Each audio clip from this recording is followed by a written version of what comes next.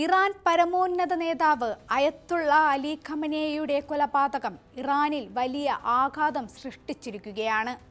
എന്നാൽ ഇസ്രായേലും യുഎസും ഖമനേയിയെ വീഴ്ത്തിയത് മാസങ്ങൾ നീണ്ട ഡബിൾ ഗെയിമിലൂടെയാണ്. എന്താണ് ഓപ്പറേഷൻ എപ്പിക് ഫ്യൂറിയുടെ കാണാപ്പുറങ്ങൾ? പരിശോധിക്കാം വിശദമായി. ഞാൻ അഞ്ജിത. ശനിയാഴ്ച ഇറാനിൽ നടന്ന സൈനിക നടപടിയുടെ വിത്തുകൾ പാകിയത് കഴിഞ്ഞ ഡിസംബർ അവസാനമാണ്.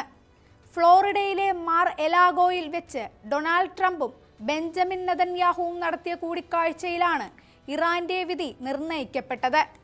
ഇറാനിൽ ആഭ്യന്തര പ്രതിഷേധങ്ങൾ പൊട്ടിപ്പുറപ്പെട്ടത് ഈ നീക്കങ്ങൾക്ക് വേഗത കൂട്ടി. ഇറാനെ ആക്രമിക്കാനുള്ള പദ്ധതികൾ രഹസ്യമായി പുരോഗമിക്കുമ്പോഴും ഒരു സമാധാന കരാർ സാധ്യമാണെന്ന് ഇറാനെ വിശ്വസിപ്പിക്കാൻ ട്രംപിന് കഴിഞ്ഞു.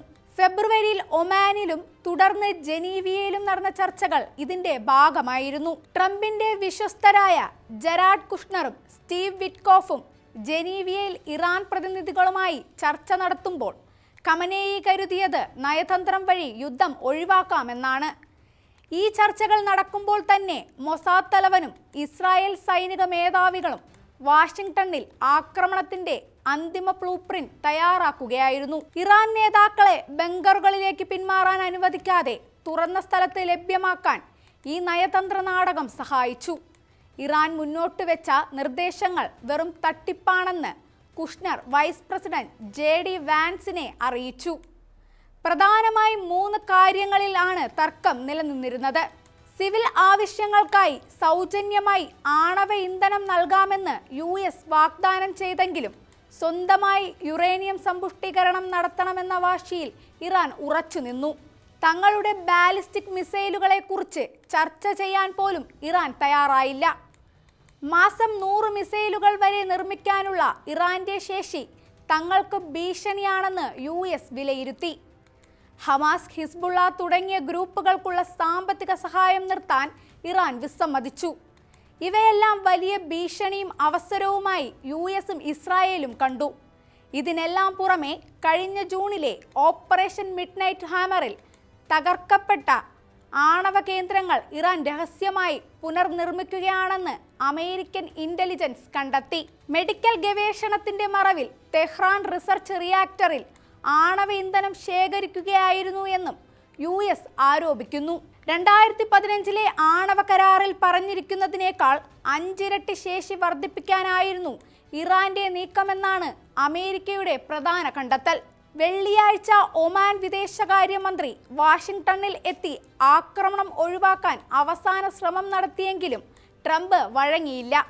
ശനിയാഴ്ച രാവിലെ ഖമനേയിയെ തന്റെ ഉന്നത സഹായികളുമായി പതിവ് കൂടിക്കാഴ്ചക്കെത്തിയപ്പോൾ കൃത്യമായ വിവരം US ഇസ്രായേൽ സൈന്യത്തിന് ലഭിച്ചു.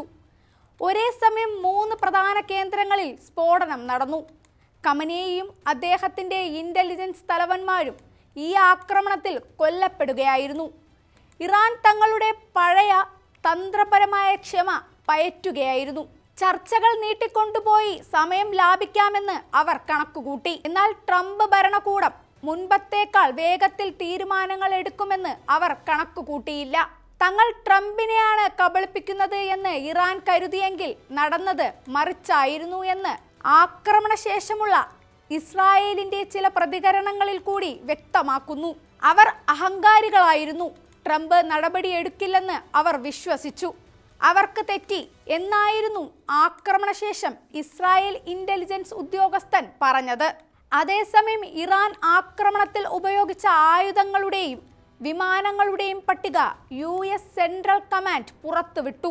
1000 ടാർഗറ്റുകൾ ലക്ഷ്യം വെച്ച സൈനിക നടപടിയിൽ 23-ലേറെ തരത്തിലുള്ള ആയുധങ്ങളാണ് പ്രയോഗിച്ചത് എന്നാണ് US വിശദമാക്കുന്നത്.